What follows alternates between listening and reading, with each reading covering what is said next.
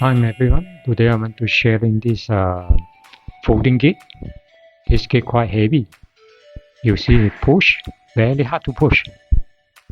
That's why your auto gate system always give you a problem. You change the motor, the same thing happen. The problem is the wheel. It's not the motor actually. We try to use the hand and push, it's very hard. You push, then he stop, and push and stop. So what we can do, we need to change to the stainless steel.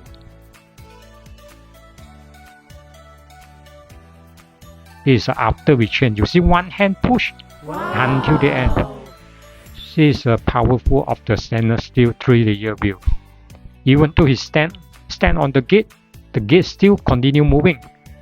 Now haven't attached the arm yet. The motor still haven't attached. Very smooth, smoother than the new gate.